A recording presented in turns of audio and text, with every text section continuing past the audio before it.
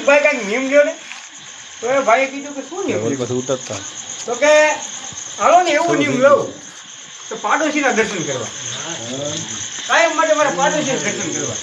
આવું નિયમ તો તમારે કીધું કોઈ વ્યસન તો છે નહીં, પણ તમારે નિયમ લેવાનું કીધું સંતે તો એવું નિયમ લો કે પાડોશીના દર્શન કરવા. તો કાયમ માટે તમે મારું બધું ઘરે તો ઊભા થઈને કાયમ માટે દર્શન કરે. કાયમ માટે દર્શન કરીએ આ જોઈ તો માટે કાયમ બધા દર્શન કરે. આવું એને પોતાની નિયમ તો માટે એવું એને 100 મહિના સુધી રાખ્યું. એ મહિને 100 મહિના સુધી રાખ્યું.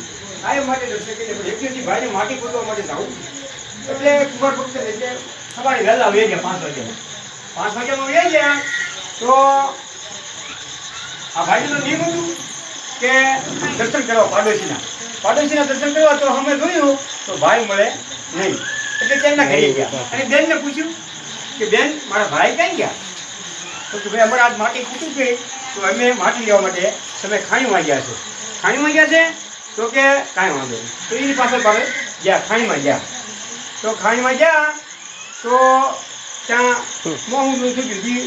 સાડા 6 જેવું થઈ ગયું. મોહનનું બતાતું થઈ ગયું. એટલે એમને જોયું કે ખાણમાં ભાઈ પોતે માટી ખોદતા હતા. તો આમ જોયું તો એને કીધું હા તમે માટી ખોદો છો. એટલે ખાણીમાં હતા એટલે એને પાછળથી શું કીધું કે ભાઈ મેં તમને જોઈ લીધા હો, મેં તમને જોઈ લીધા તે એમ બોલ્યા. ઓલા ભાઈ કાચનો ઘા કર્યો. હવે કાચનો ઘા કર્યો તો અંદર ધડી અવાજ આવ્યો. અંદર અવાજ આવ્યો તો આખું ફોના પરનું ભરેલું રાણી ચિકારા રૂપિયા ભરેલું આખો ઘડો નીકળ્યો. રાણી ચિકારા ભરેલા. તો એટલે કીધું કે ભાઈ તમે મને જોઈ લીધા હોય તો આજે આપણે બેનો ભાગ. હવે તમે જો અહીં તો રાજા મહારાજને ખબર પડશે ધન બધું લઈ જાય તો આપણે આ ધન મળ્યું છે તો તમે મને જોઈ લીધા છે તો આપણે બેનો ભાગ. તો હવે બહાર આવી અને બધું ધન જોડી દીધાને ભાગવું. તો જો આ પાડોશીનું નિયમ લેવાથી જો કોઈ ધન મળતું હોય તો આપણે વ્યસન મુક્તિ તો આપણે ધન ક્યાં આપણે પ્રાપ્ત થાય? આજે આપણે લાભ જો આજે આપણે લાભ છે ભાઈ તો આપણે માટે આપણે વ્યસન તો પાડોશીના નિયમ લેવાથી જો વ્યસન મુક્ત બન્યા એટલે એનું નિયમ લેવાથી ધન મળતું હોય તો આપણે આ સત્સંગમાં આપણે આજે વ્યસન મુક્ત બીડી મૂકીએ, તમાકુ મૂકીએ, માવા મૂકીએ તો આપણે શાંતિ મળે ને તો આપણે શાંતિ માટે આપણે તો માટે આ સત્સંગથી સદબુદ્ધિ મળે, સારા વિચારો મળે. આ સત્સંગમાં જવાથી સત વિચારથી આપણું કલ્યાણ થઈ જાય. તો માટે કબીર સાહેબે કીધું કે બંધુ મુજે ભાવે જાત કુમાર્ગ માર્ગ ઉપર લાવો. તો માણસ કુમાર્ગ ઉપર જાય છે એને સતમાર્ગ ઉપર લાવો ભાઈ. કુમાર્ગ છે અંધશ્રદ્ધાના કુમાર્ગો, મનોવિકારોના કુમાર્ગો. તો માટે આ વિકારો છે એ આપણને દુઃખ આપે. આ વિકારોને ત્યાગ કરવા લાયક છે. તો વિકારો છે એ આપણે અનેક જન્મથી દુઃખ આપતા હોય છે. એટલે કબીર સાહેબે કીધું મન શાયર મનસા લહેરી બૂढ़े बहुत सेठ कहीं कबीर જે બાત હે કે જ્યાં કે ભાઈ આપણે એક વાત ઉપર વિવેક કરવાનો છે. અને ગુરુ આપણા કોણ છે ખબર? આપણી હારે છે. આપણી અંદર વિવેક થી ગુરુ આપણી હારે છે. ક્યાંય ખરાબ કાર્યમાં જવું તો વિવેક કરતાં આપણે રોકી દઈએ કે ભાઈ આ કાર્ય આપણે ન કરવું જોઈએ. તો વિવેક છે એ આપણા ગુરુ છે. તો વિવેકને આપણે સાથે રાખી અને જે કામ કરવામાં આવે છે તો આપણું કલ્યાણ કરાય છે. વિવેક અને વિચાર તો માટે વિવેક વિચારથી આપણે સદબુદ્ધિ મળે છે. તો માટે અનેક જન્મથી આ જીવ દુઃખી છે. તો એ દુઃખમાંથી છોડાવવાનું કામ આપણે હવે કરવાનું છે. બીજું બહારથી કોઈ છોડાવવા એવું છે નહીં. તમને છોડાવશે કોણ? તમારો વિવેક. આ વિવેક છે તમારા ગુરુ છે અને તમને છોડાવી દે છે. તો આ વિવેક છે એને આપણે ધારણ કરવાના છે. વિવેક ધારણ કરી અને આપણું કલ્યાણ આપણે કરવાનું છે. તો માટે જેની આપણે વાટ હતી પ્રવાહી અનાદિ, બે પ્રકારની અનાદિ કહેવામાં આવે છે. એક છે પ્રવાહી અનાદિ અને એક સ્વયં અનાદિ. પ્રવાહી અનાદિ કોને કહેવામાં આવે છે કે બીમાંથી વૃક્ષ, વૃક્ષમાંથી બી, બીમાંથી વૃક્ષ, વૃક્ષમાંથી બી. આ અનાદિનો કર્મ છે. તો માટે આ કર્મ અનાદિથી હાલ્યો આવે છે. પણ એ બીજ હોય છે એને તમે ભૂજી દો તો પછી ઉગવાનું થતું નથી. ગમે એટલો સારો વરસાદ પડે, ગમે એટલી સારી ભૂમિકા હોય પણ ઉગાવો થતો નથી. કેમ કે બીજ એનું અંતિનું બળી ગયું. તેમ તમારી વાસના રૂપી બીજ જો આ સત્સંગ સાંભળવાથી બળી જાય તો તમારું અનેક જન્મની ભૂલ મટે એવું છે. હે આ વાસના રૂપી બીજ મટી જાય તો સ્વયં અનાદિ. તમે અનાદિ છે કેમ કે બીજાનો સંગ નથી.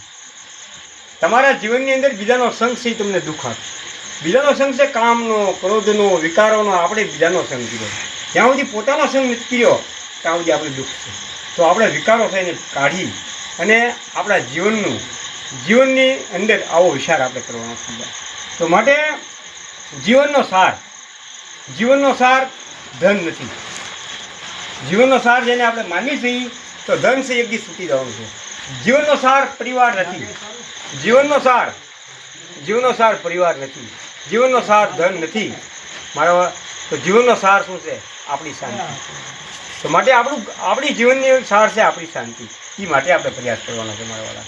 તો માટે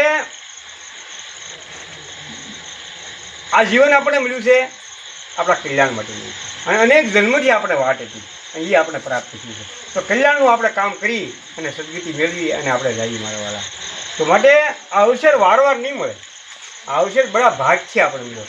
ગૌસ્વામી તુલસીદાસ મહાત્મા એવું કહે છે, બડા ભાગ્ય માનુષ તન પાવત. હે તો બડા ભાગથી આપણે મળ્યું છે અને ભાગથી આપણું કામ કર્યું છે. મહાપુરુષોએ એકને કલ્યાણ કર્યું છે. આ સત્સંગમાં જવાથી કેટલા મહાપુરુષોનું જીવન બન્યું છે. ભગવાન બુદ્ધ એક સિદ્ધાર્થ નામ હતું પણ એમને આ સુધાર કર્યો તો જીવનની અંદર ભગવાને કરુણા ધારણ કરી તો ભગવાન બુદ્ધ ગણાયા. કરુણા ધારણ કરી તો આપણે પણ કરુણા ધારણ કરીશું તો આપણું પણ જીવન ધન્ય બનશે. મહાવીર સ્વામી જેને કહેવામાં ભગવાન મહાવીર સ્વામી અહિંસા પરમો ધર્મ. તો ધર્મની અંદર હિંસા હોય નહીં, હિંસાને ધર્મ કહેવાતો નથી. ધર્મની અંદર તો દયા હોય છે, કરુણા હોય છે, ક્ષમા હોય છે, એને ધર્મ કહેવામાં આવે છે મારા વાળા. તો ધર્મ એને કહેવામાં આવે છે. તો જીવનનો સાર આપણે જાણીએ. તો માટે દૂધનો સાર તમે જુઓ તો દાદા દહીં છે. દહીંનો સાર જુઓ તો માખણ છે. માખણનો સાર જુઓ તો ઘી છે. ઘીનો કોઈ સાર હોતો નથી.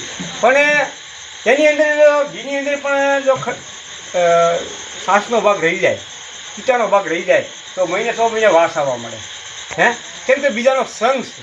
પણ બરોબર તપાવવામાં આવે અને એનો સંગ હટી જાય તો પછી એને 2 વર્ષ સુધી રાખો, 5 વર્ષ સુધી રાખો પણ ઘી બગડે નહીં. એમ આપણો સંગ આપણે બીજાની હારી જાય, કામનો, ક્રોધનો, વાસનાનો, વિકારોનો જ્યાં સુધી સંગ છે ને ત્યાં સુધી આપણે નહીં. પણ આપણા પોતાનું સ્વરૂપ, પોતાને શાંતિપૂર્વક આપણા ઘરમાં રહેવું તો આપણું ભવિષ્ય કલ્યાણ થઈ શકીએ. તો માટે આપણે શાંતિ માટે આ પ્રયાસ છે. એ માટે આ સત્સંગ દુર્ગુણોને આપણે દૂર કરવો. આપણે બીજાનો સંગ નથી કરવાનો, આપણે પોતાનો સંગ કરવો. અનેક જન્મથી આ જીવ દુઃખી છે, એ દુઃખની ખાણી છે. તો રામજી જાણો. તો રામ ભજન 3 પ્રકારનું રામ ભજન કહેવામાં આવે છે. તો પહેલું રામ ભજન કે બધાની સાથે સારો વ્યવહાર કરો, તેને રામ ભજન કહેવામાં આવે છે. બીજું રામ ભજન છે આધ્યાત્મિક રામ ભજન. આધ્યાત્મિક રામ ભજન તમારા મનોવિકારોની અંદરથી મુક્ત થાય. તો અને ત્રીજું છે આપણી વાણી. તો વાણી સારી બોલવી, મીઠી બોલવી અને બધાનું કલ્યાણ થાય એવું જીવન જીવવું. આ અવસર વારવાર નથી મળતો. આ મનુષ્ય જન્મ બહુ ઉત્તમ આપણે પ્રાપ્ત થયો છે. તો ઉત્તમ ગતિને પામવા માટે એટલે કવિ સાહેબ કીધું કે જીવન જોબન ધનરાજ અવિશળ રહેના કાંઈ દિન જાય આવા સત્સંગમાં તો જીવન કાપડ. આ જીવનનું કાંઈ ફળ જો હોય તો સત્સંગ છે. બોલો સદગુરુ.